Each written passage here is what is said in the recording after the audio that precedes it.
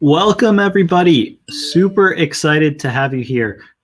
We are incredibly excited to just have you here. I mean, this is going to be an awesome webinar. We're going to talk about how to stand out virtually how to stand out during a virtual interview. I'm Dr. Mehta. We're going to wait just a few minutes to allow a few more people to join. It's 8 o'clock on the dot here on the East Coast. I know a bunch of you guys are out there on the West Coast. I know people are elsewhere as well. So we'll give it a couple of minutes, allow everybody to join, and then we are going to jump right in.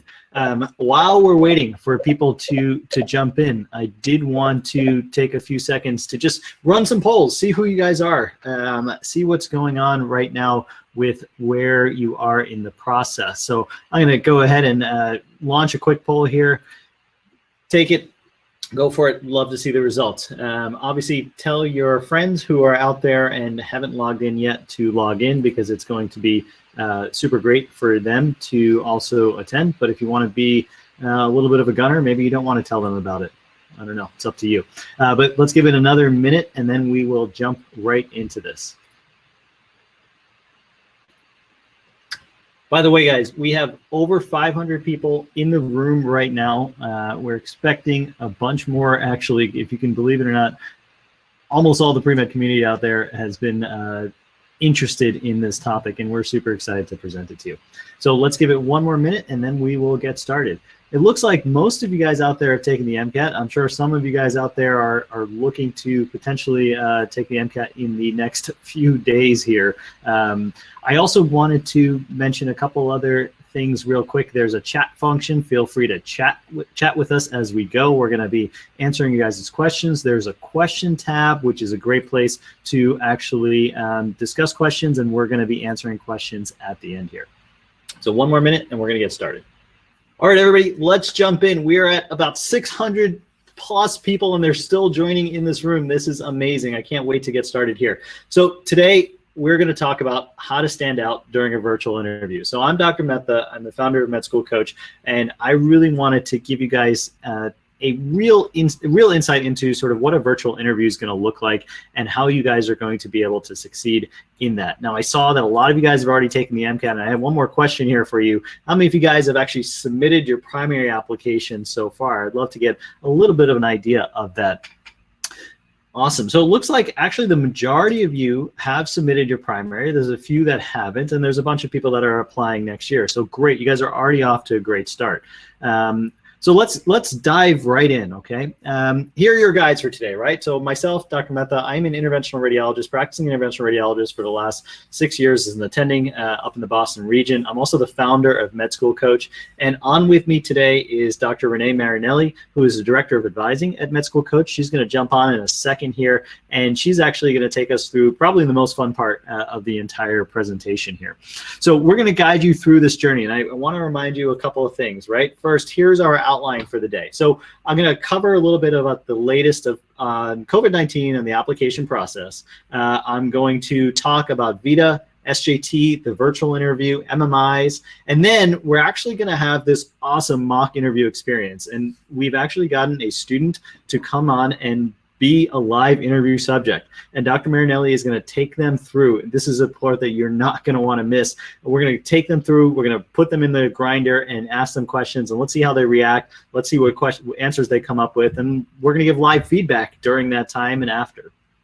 We're also going to give you some tips on performing well during a virtual interview and some awesome resources. And then at the end, we're going to have a question and answer with myself and Dr. Marinelli, where we can really go over anything you guys want to ask about in the process, okay? So here is the obvious 2020 statement. Things are not so normal this year, right? Let me launch a quick poll. I got a question. Has COVID-19 thrown a wrench in any of your guys' plans out there? I would assume that for most of you guys, yeah, you know what? It's thrown at least somewhat of a wrench in the process. And the reality is, of course, this is a terrible disease, and we are in really tough times as a country, as a world, and obviously the medical community is in the center of all of this. And our sort of mission in the medical community is to make people get better, get over this.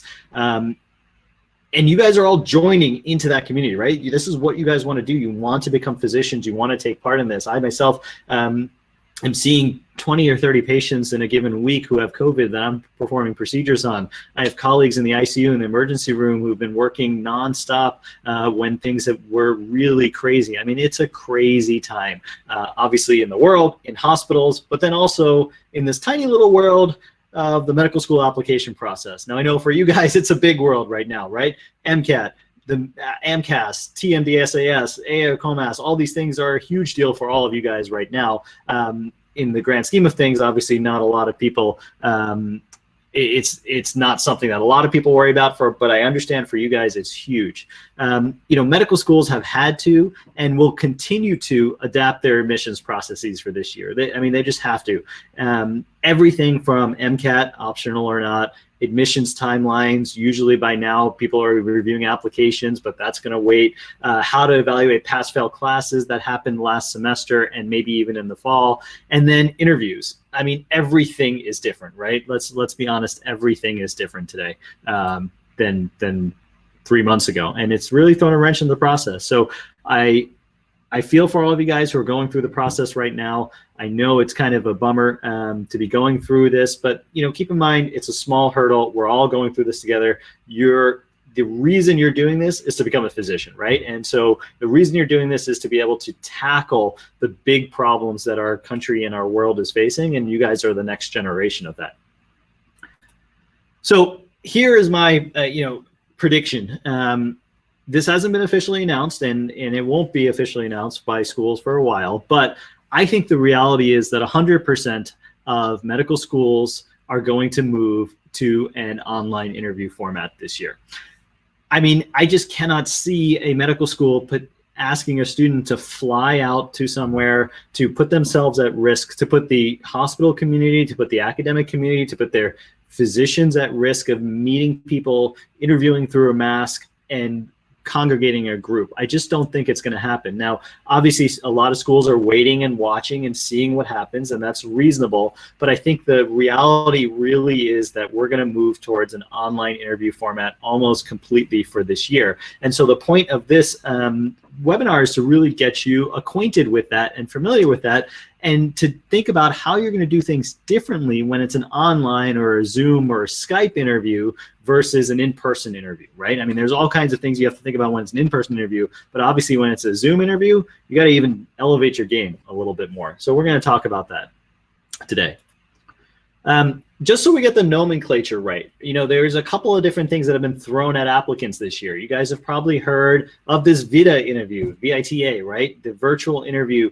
And then you've also heard the term virtual interview, and you've probably heard these two terms interchanged the whole time because people are a little bit confused about that. So let me just sort of break it down for you, right? So the VITA interview it's a new tool that AMCAS essentially introduced this year for medical schools to use to be able to screen applicants. It's basically an online tool where people are going to sit in front of a computer and answer questions. Medical schools are going to use that as a screening process, right? And then there's the actual virtual interview, right? What's an actual virtual interview? Well, that's actually going back and forth with somebody in the usual format that a interview would have been taken in. So we're going to use those terms like that. A virtual interview is what we're trading for the usual one-on-one interview, and the VITA interview is a little bit different. I did want to touch a tiny bit on the VITA interview because a lot of you guys are going to have to take it this year. So remember, AMCAS, basically, the schools all came together and they said, how are we going to evaluate applicants if we can't actually meet them in person? Well, they decided that they would host a essential virtual interview that is pre-recorded. So VITA is a pre-recorded interview. You have 6 questions total. You have 3 minutes to record. It's actually hosted on the HireView platform, which is a platform that hospitals and corporations use to actually interview people, pre-interview people, pre-screen people.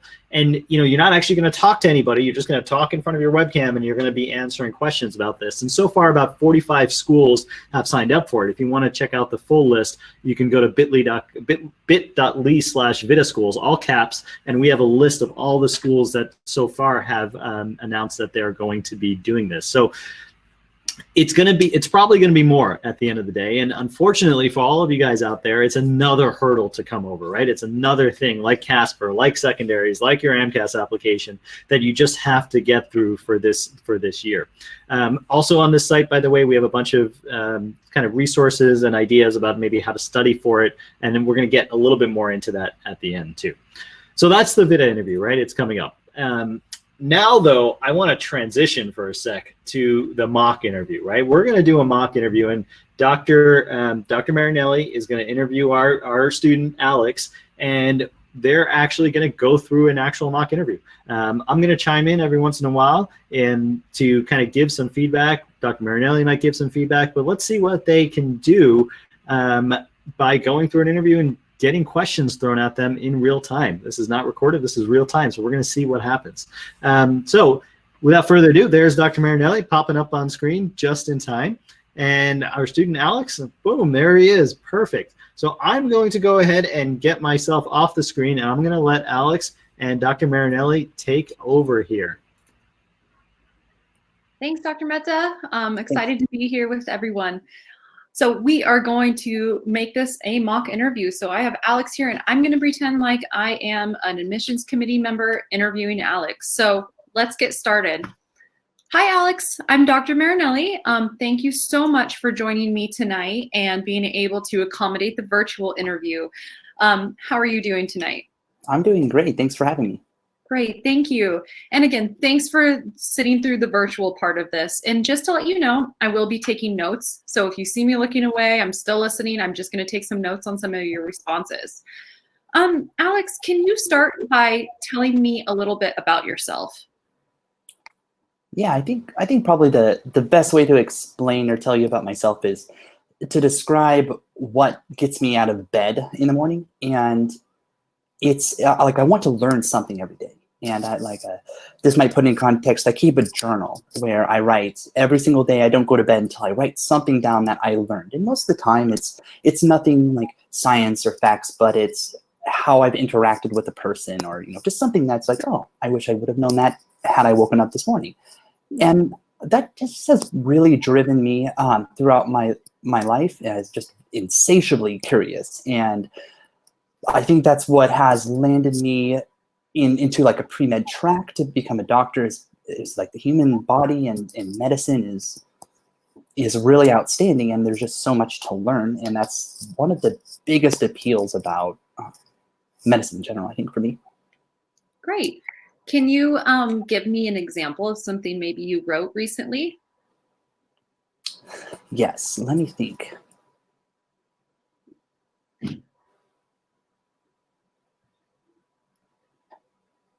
Yeah, a very good example, one that I think I've written many times over the years of trying to keep this journal, is if I can do something within 5 minutes, I should just do it right there. And that's something that I've written in when I go back through my journal and think about it. It's just something that's also really helped my life quite a bit. Great. So you touched on this a little bit, but can you tell me a little bit more about why do you want to become a physician? Yeah, I didn't know I wanted to become a physician for a very long time. I had another career prior to coming back to school. I was a professional saxophone player, and I thought that's what I wanted to do for the rest of my life. And I heard a few comments from family and friends that sort of caught them off guard at random times, and then the comment was, "Oh, you have a great bedside manner." I was like, "Oh, I don't really understand what that means." At the time, but I started thinking about it, and it was something that you're like, oh, when you're around us or when we talk about things, it's very comforting or reassuring. And then I discovered science, and that was from an experience of shadowing a nutritionist, actually, in a clinical dietitian in the hospital. Mm-hmm. And I just thought the whole world was very interesting. But then I was privy to a conversation between that dietitian and the physician she was working with in the hospital. Mm-hmm. And just the exchange of knowledge and like understanding of the human body and how they were going to essentially fix this patient. My mind was blown. I don't want to be a dietitian. I want that job. I want to be the doctor. And since then, I've just been very focused on that track to somehow get to that point and be able to have a very interesting and intellectually, I guess, rewarding like career, always learning things, but then also do something that actually matters to help people. Awesome. And specifically, why are you interested in coming to the Fauci School of Medicine? Yes, so I actually have family and friends that live in the area, and social support for me is a big deal. And I just noticed having to relocate for undergrad school, it was kind of a rocky start because I didn't have very much social support. And so I decided when I was looking at medical schools, like that was a big determinant.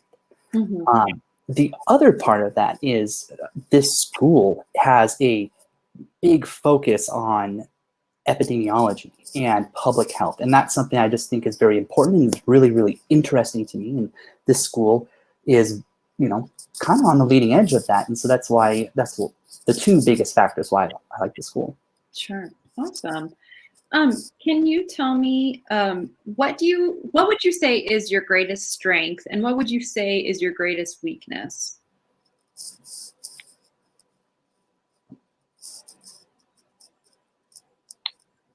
So I would say my greatest strength is I'm very genuine, and that's kind of I feel that's sort of an abstract strength, but it's been pointed out to me by people, friends and family and mentors that is what I sort of give off. And it's hard to call it a strength because I think it's just sort of how I'm programmed naturally, but that genuineness of like, when I do something, it's because I want to do something, and it's because I want to be there. And so I think that would be probably my greatest strength. Now, as far as weaknesses go, this is something I've been working on for longer than I'd like to admit, but is overcommitting. And I like to say yes. I like to say, yes, I'll be there, I'll do this and that. And sometimes it doesn't work out. And I'll give you an example, so maybe it's a little bit clearer, but my brother asked me to help him with a project at his house. It's a flooring project. And I said, yes, absolutely. It's a day to hang out with my brother. That's great. And something came up, and I bailed, essentially. And I just felt awful about it because I've done that kind of thing before. But this time was different because I caught it. And I went there, and after the fact, I figured it out. We worked it out. I apologized. He's very forgiving, and we worked on the floor the next day. And so that's a weakness. It's a threat, I know, and I'm just trying to continue to improve on that. Absolutely.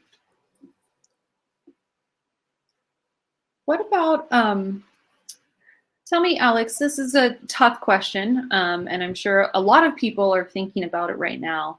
But if you were in charge of the United States healthcare system right now, what would you do in regards to the coronavirus? And I don't want to get too political or anything like that, but from a public health standpoint or from a healthcare standpoint, what are maybe some of your top ideas or initiatives that you would put in place right now, given the current pandemic?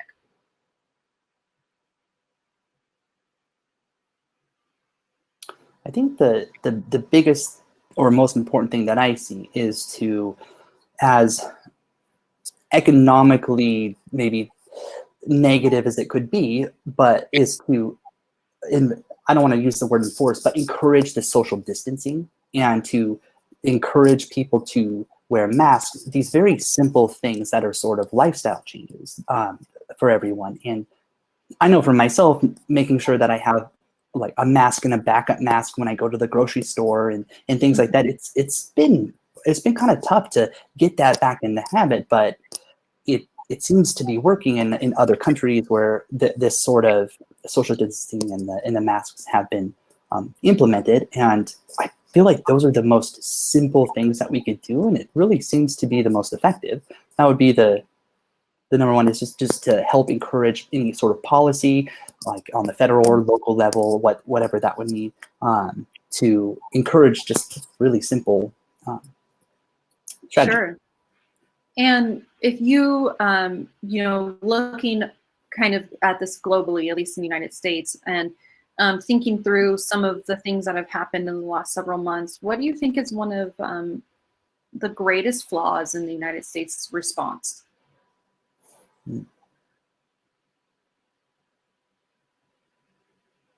I feel like testing is probably the greatest flaw in this whole process. And I understand there are limitations. We had to have reliable tests developed. That's difficult.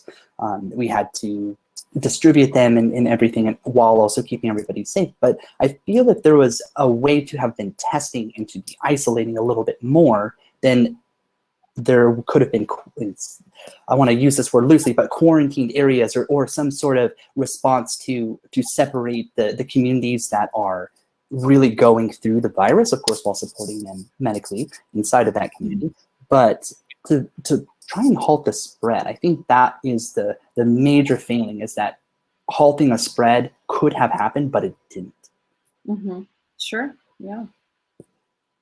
And kind of piggybacking off of this in a way, let's take it to another policy question, and let's kind of forget COVID for a second. And if we were just like in a normal country without a pandemic going on, what would you say is one of the most pressing issues in the United States healthcare? And if you could wave a magic wand, or if you were again in charge of medicine, how would you fix it? I would fix the underserved population, the rural communities. And the reason why I say that is I used to work as a scribe in an emergency room in the middle of Washington State, which is desert. Like it's very rural. There is one major hospital in the middle of the state, and it's the busiest hospital in that state, actually. And we would see so many people come to the emergency room, 300-400 people a day.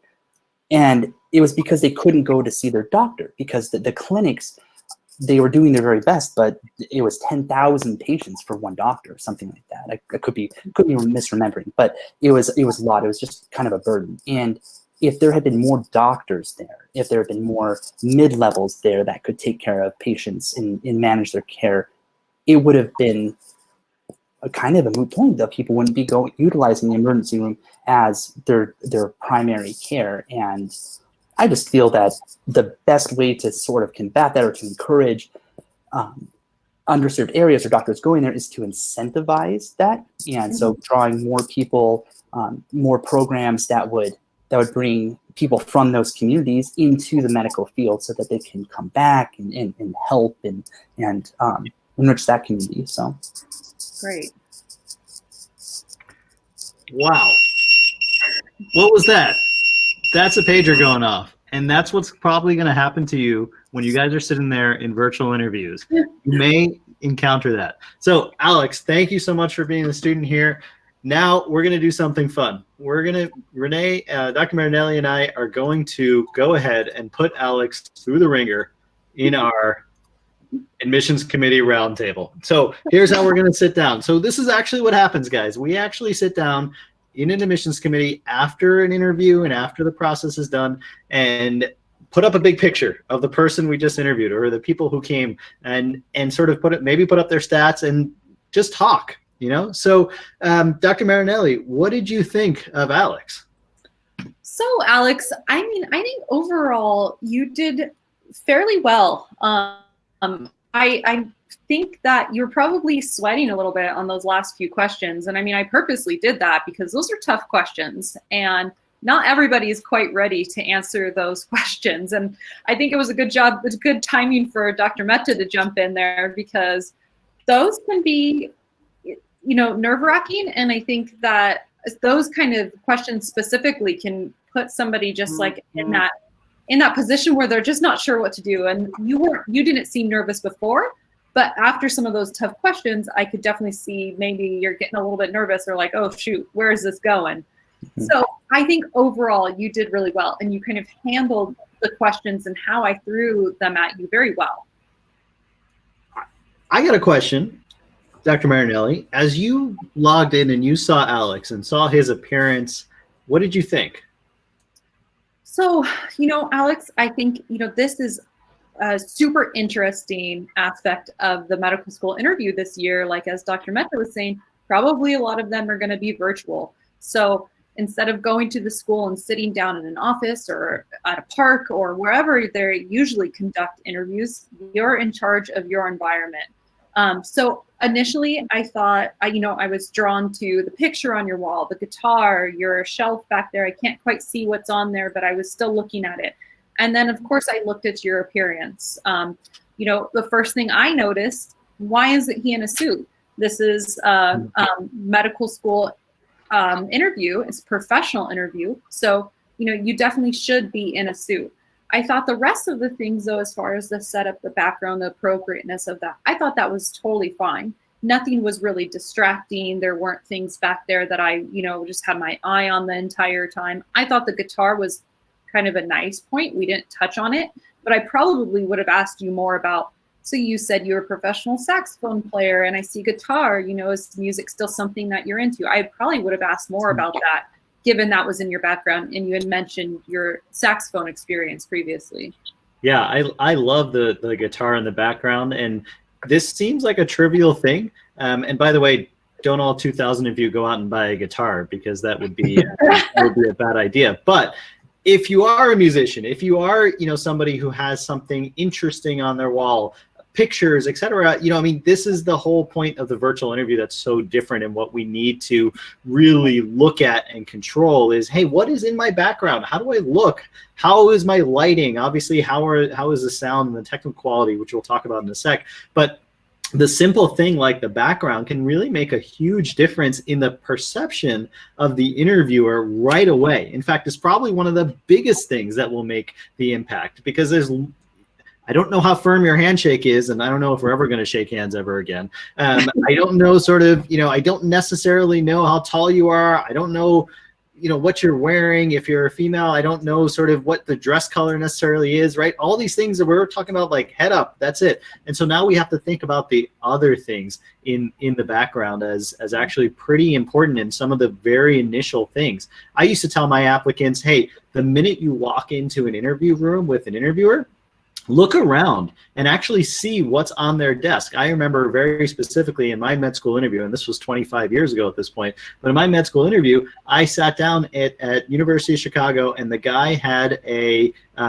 Pittsburgh Steelers helmet, and the first thing I talked to him about was football. Another guy at Rochester had a Mets picture in the background, and the first thing I talked to him about was baseball. These are the kinds of things that we're going to have to pick up on even more and more and be able to do. So there's I think the background and the setting you're in is so important. As Dr. Marinelli pointed out, wearing and sort of dressing professionally is a must, right? All of you guys should dress professionally. You should wear a suit. You should be in the same exact scenario as you would be in a regular interview. That really has to be there. And then I got a question, Dr. Marinelli. As the interviewer, how did you feel about some of the pauses that Alex was using to sort of think about maybe some of his answers? So yeah, I thought, a couple of the pauses, I thought that you were pretty appropriate. There were a couple, though, that I was kind of like, Bueller, waiting. Is he going to say something? But, Is this on mute? Is it on mute? Can you hear me? Am I on mute? The video working, it froze. So there was a couple that were like that, but then there was one or two that I think you were just kind of like, okay. And you kind of gave me that feedback that you were thinking about it. And obviously you were, taking some time to formulate an answer. But there were a couple where you just kind of sat there and it looked like the video could have froze. So I think, I would definitely do the former on that end. Is if you're unsure, if you're caught off guard, if you need to think about a question for a second, just pause and say, that's a great question. I haven't really thought about that before. Let me just take a moment to think about it.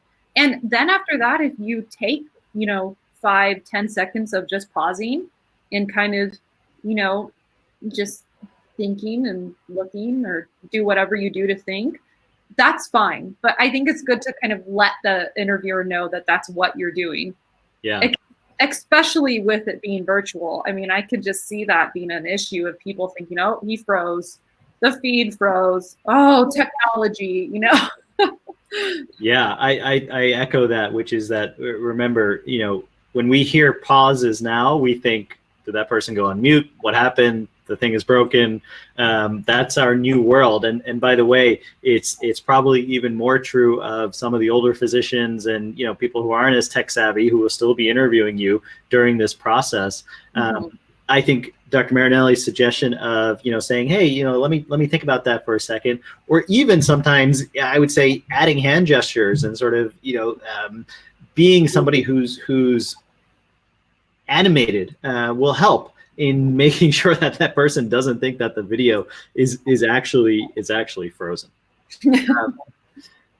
So we've talked a little bit about sort of the appearance. We've talked about sort of Alex's background. We've talked about some of the virtual stuff quickly, and I say quickly because we wanted to go over all of this other stuff because it's so important for the virtual part of things, and that's what we want to focus on. Dr. Marinelli, how do you think Alex did with just his general answers? Yeah, and you know, typically if this was like a mock interview and we were going to at MedSchoolCoach and I was going to give you pointers, I would go through each one of these answers and talk about each one and what you did well, what you did bad, and what you can improve. But since Sahil said we don't have time for that tonight, we want to get to other things, so I'll just give you in general. I think overall you did pretty well. I would rate most of your answers on average.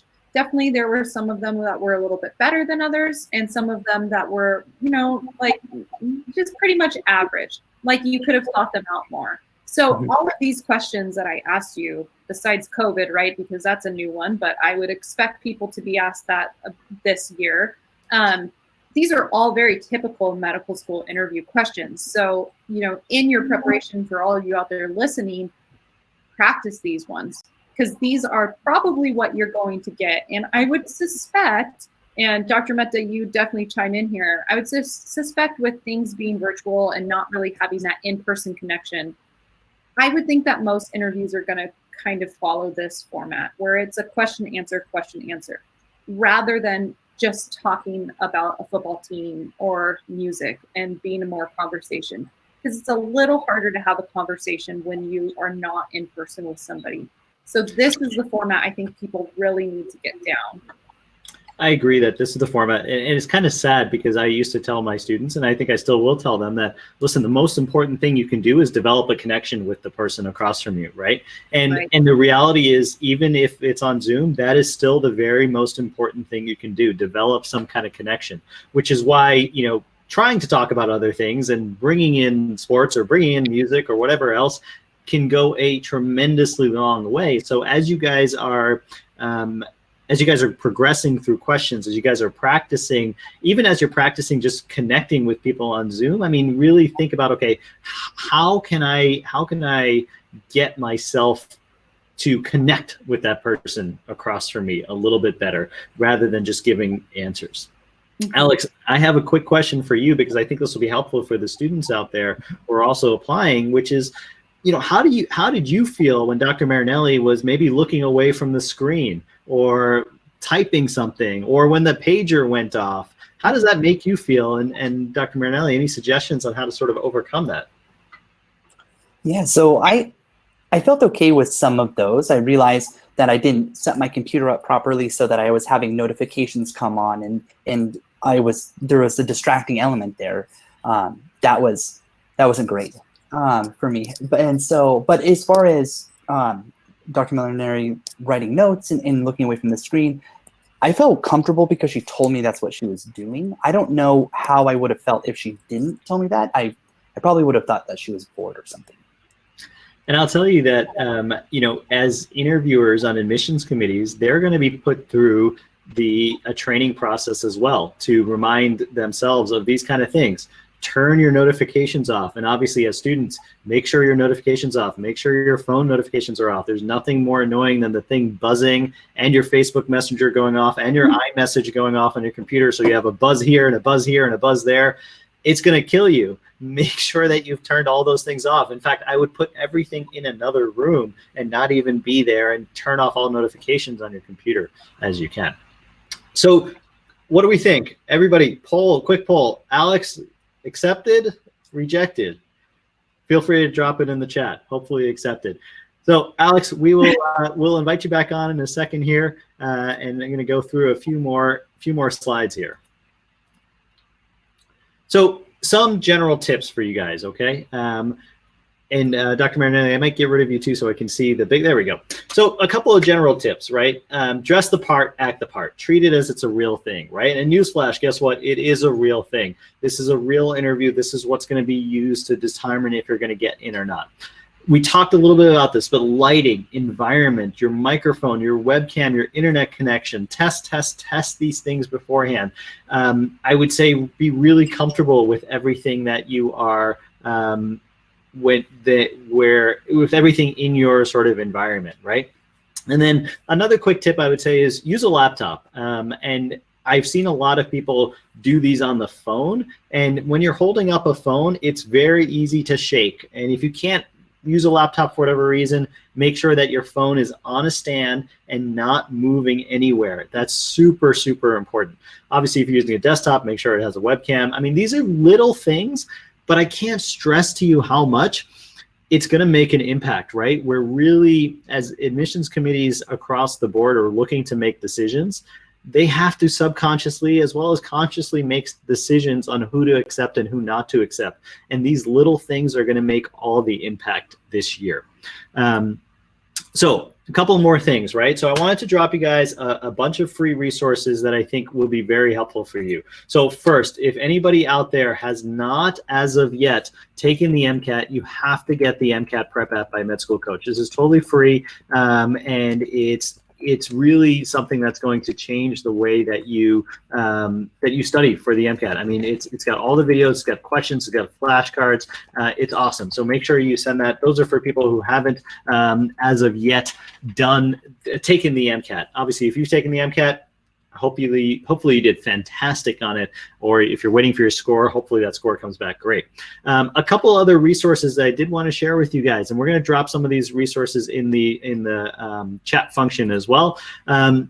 We have a pre-meds group on Facebook. Just go to Facebook and search #pre-meds. We answer questions. We're able to basically give you guys advice there. Our Instagram account also, we love to answer questions. We love to follow you. We love to talk to you there.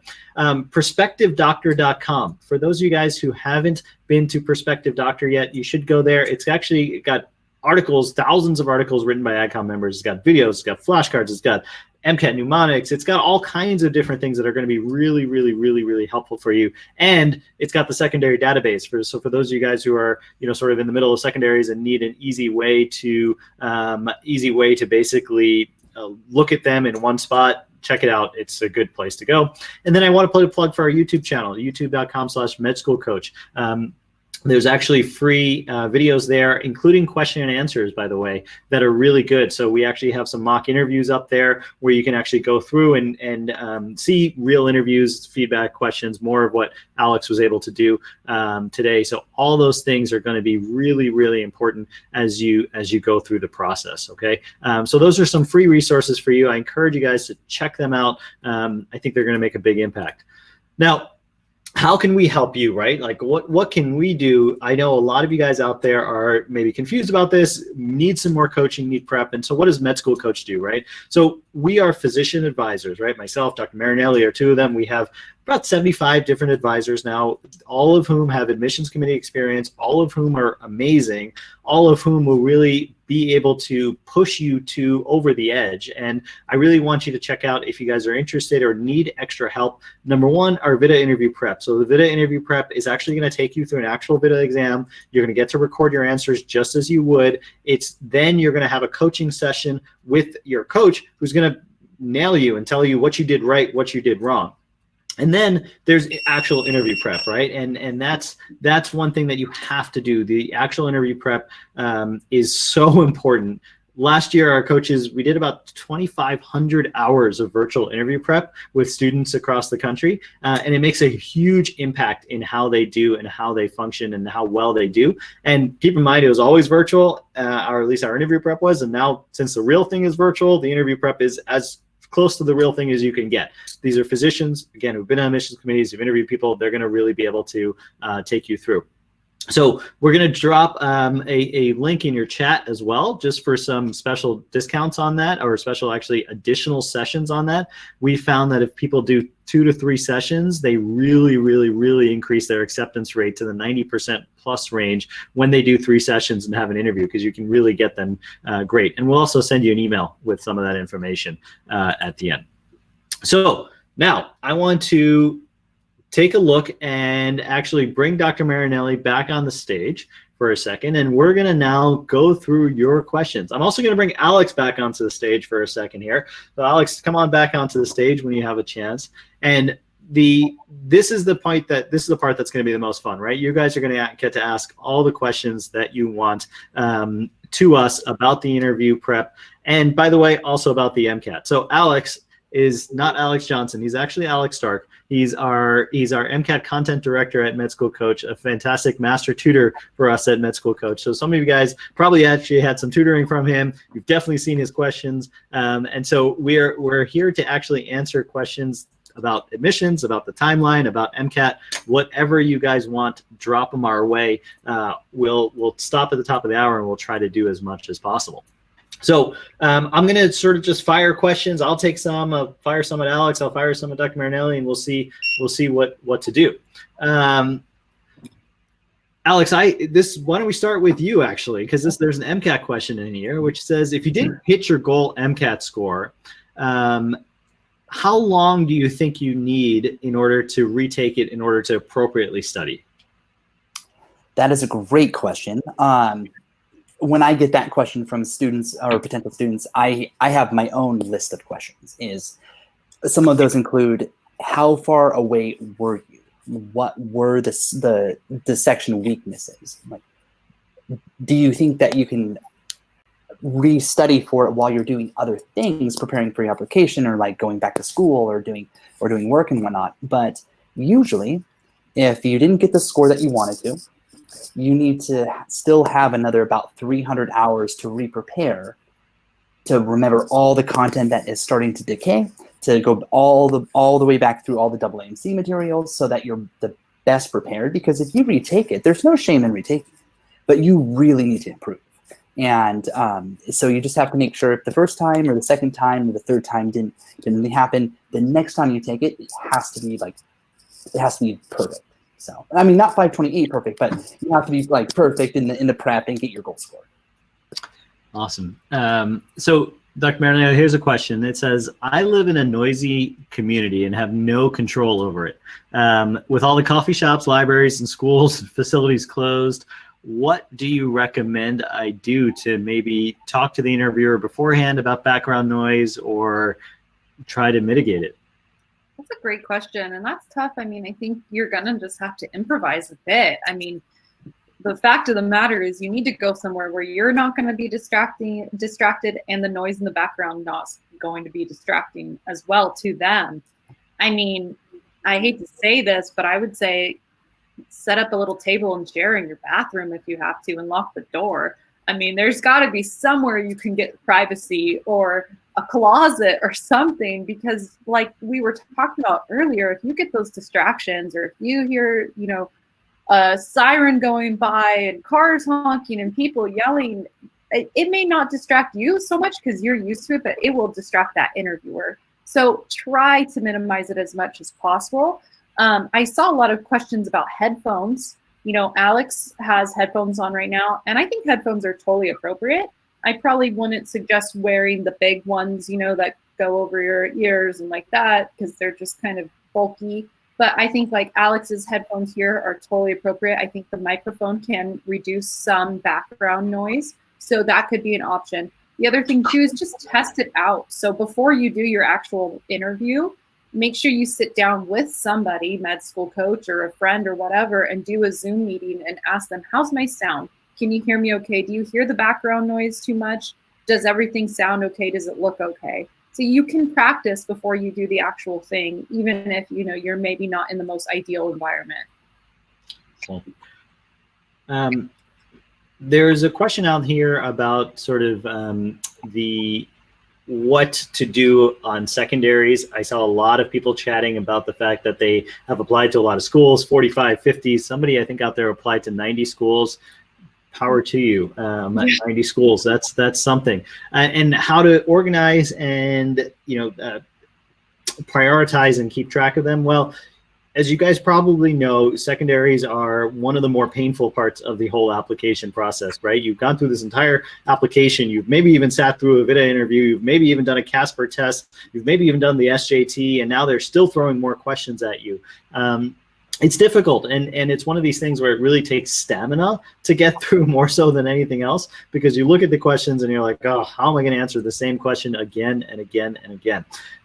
The 2-week period of turnaround, that's not make or break. If you take 3 weeks, it's not going to mean your application is going to be thrown away. If you take 4 months, well, maybe that's not really going to look so great. So it's all about prioritizing the schools that I think you are interested in. It's also about, I think, knocking off the schools that you can knock off, which is to say there are a lot of schools with pretty easy secondaries or secondaries that you can reuse prompts on from previous schools, and you can knock those off fairly fast. And so I would encourage you guys to do that on those. There's a question out there that says, hey, how long does a typical interview last? Yeah, that's, that's a great question, because in person, usually about an hour, 30 minutes to an hour for the traditional one-on-one interview. Over Zoom, I don't know, because it takes a long time to talk to somebody for an hour over Zoom. I would probably say at a minimum, they're going to try to hit that 30 minutes and maybe schedule it for an hour. But I could imagine that kind of what we were talking about earlier, where it may not turn into that conversation like it does in the in-person interview, that it might only be a half an hour, which I don't think, if that happens to you, I don't think that's necessarily a bad thing. I think that's going to be more of a function of just the limitations of being virtual. Yeah, I agree. I mean, I think that the interviews are going to have to be a little shorter. Oftentimes I'll have a 45-minute conversation with the student, but that's hard. And by the way, from an interviewer's perspective, it's super tiring to have conversations on Zoom. It's actually really tiring, much more so than in person. Oftentimes when I interview applicants, I will say, let's go walk around the hospital, let's grab a coffee. And that's how I get to know them. And that's how I interview them. I can't do that on Zoom. And so that's a huge burden on the interviewer. So there's going to be a massive shift. It's unclear exactly what schools are going to do at this point, but I would anticipate that interviews are going to be much shorter, maybe in the 20-minute range, and much fewer, because the reality is you can't interview a whole bunch of people at once. The one thing that schools may shift to is some more group interviews, because that's a way to potentially get a whole bunch of people talking to one applicant at once. For years, Northwestern has used a group interview for their medical school, and it's possible that schools will use group interviews towards actual interviews for virtual interviews this year. So a bunch of admissions committee members can understand who the applicant is all at once, and they don't have to sit on 800 different Zoom interviews. Yeah. Alex, you do a lot of tutoring, and I would be interested, and you use Zoom every day. And there's a question out here about sort of virtual backgrounds and what we think about virtual backgrounds, and if they're good, bad. I mean, any thoughts? So as far as maybe like a non-medical school interview goes, I think they're okay. I've tried to use them before, and it's odd because your head goes in and out of the virtual background, and it looks kind of awkward. It's distracting. And I've also worked with students that use a virtual background because maybe like the room is messy or something. And it is really distracting on my end to see that. So I wouldn't recommend it, because you can't control that virtual background perfectly. And it might leave the interviewer wondering, why do they have a virtual background in the first place? Yeah, I mean, I don't love virtual backgrounds on Zoom. I mean, some of them are fun, but the reality is exactly what Alex said, which is that so many times there's the green screen's not perfect, or there's no green screen, people's heads are coming in and out, and it almost looks weird rather than natural. And I think we're trying to simulate as much of the natural portion of this interview as we physically can, right? We can't do all of it, but I think that's important, that we want to try to make it as natural as possible. And I think when you start introducing virtual backgrounds, that sort of takes away from that even more and sort of moves it more on that spectrum of, okay, this is a weird Zoom interview versus this is sort of a normal in-person interview. I agree. Yeah, I agree. I would definitely try to avoid those as much as possible. They do get distracting. I mean, like you were saying, Dr. Mehta, like they're kind of fun. And, you know, Dr. Mehta one time put himself on this nice beach during one of our Zoom meetings, which everybody enjoyed watching, but like you don't want to do that on your medical school interview. Just being professional is the most appropriate thing to do. Yeah.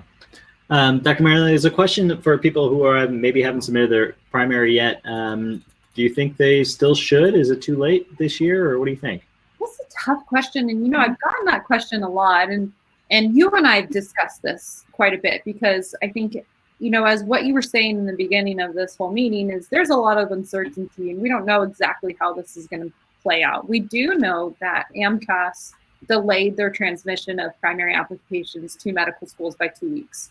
So, you know, whereas normally we would be 2 weeks ahead of ourselves in the application process at this point. So things are a little bit behind. How much of a difference that's going to make overall is yet to be seen. But I think for some of those people that are maybe on the fence and should I apply or should I not, I think that you probably still could, as long as you get things going pretty fast. I wouldn't recommend saying, okay, I'm going to apply and then hit submit on AMCAS in 2 months. I'd say probably in the next few weeks, if you know you get your AMCAS in and get everything together, then you're probably going to be pretty good, just given the fact that everything's been a bit delayed. Don't think there's a perfect answer here, but I would say try to, you know, get your stuff together as quickly as possible. Of course, do it well, but hit submit, you know, try to do it soon so you are in the earlier pool as much as possible. Cool. So there's a question out here. Maybe I'll ask it to you, Alex, from the student perspective. And I'm going to publish a poll, which is, you know, what questions really make you nervous as an applicant? Like, is there a question that really makes you super nervous that you don't even know how to answer? Yes, so I have been through, it was a few years ago, but I've been through the medical school interviews, and the one question I can never get right is tell me about yourself.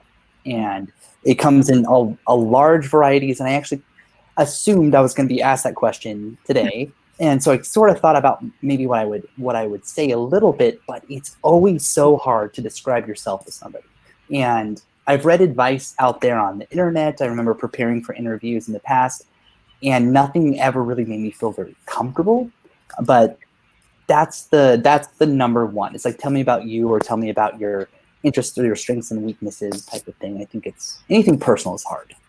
You know, it's interesting because I when you were doing the mock interview with Dr. Marinelli, I actually found that your tell me about yourself answer was actually quite nice. And it was a little different. And I think the thing that you said, correct me if I'm wrong, was, you know, what gets me out of bed every day is learning, or something along those lines. Yeah. And I actually found that I was like, oh, you know what? That's an interesting way to answer that question. Now, again, don't all 2,000 of you out there suddenly start thinking about answering that question of, hey, what gets me out of bed? Because interviewers are going to catch on very quickly that that's how everybody's answering it. But it's a nice way to think about it. Right? It's like, what really motivates me? Who am I? Not necessarily where did I grow up? Not necessarily like, obviously not what's my MCAT score and my GPA and my major. Like, those things are not really all that interesting at the end of the day and are on paper. So the idea of thinking about, hey, what is it that really makes me tick, I think is an interesting way to answer that question. Mm-hmm. Yeah, and I'll just throw in there too is that I really like that. I mean, it's not really a question, but I really like that opening with that, because I think it gives the applicant an opportunity to talk about something else, you know. And for you, I felt like you really casted out the bait about these notes that you write every night. And I couldn't help myself, even though I was really trying to keep in that question answer format of the typical questions. I had to ask you, what was something that you wrote about lately? Because I was curious. And so I thought that was kind of a nice touch on your part too, is it really kind of baited the interviewer in a way for them to ask more about that and not necessarily just go to that next stop question of why do you want to become a physician? Why do you want to come to this school, et cetera, et cetera. So we are coming up on the top of the hour here. So unfortunately, we have to sort of end.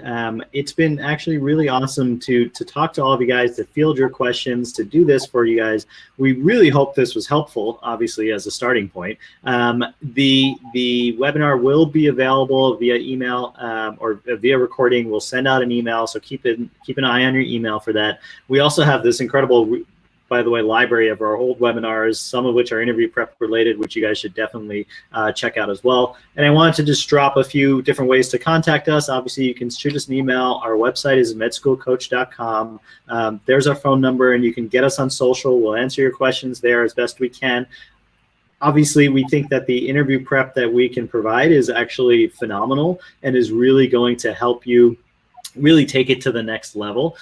So when you guys have interviews, or even before then, actually, I would really suggest sitting down and doing some interview prep. Our team of physicians are, again, all physicians, all people who have been on admissions committees, all people who have interviewed medical school applicants before. We have the dean of one of the medical school admissions committee members on our staff now. He's now retired. I mean, that's like the type of people that we have who are able to advise you. So I think it's a great resource if you guys are interested in that. Otherwise, check out all the other resources. Again, it's been fantastic talking to you guys. Alex, thank you so much. Renee, thank you so much for being here. For the rest of you guys, hopefully we see you soon. Thank you again, and have a great night. Thank you. Good luck to everyone out there. Stay safe and healthy.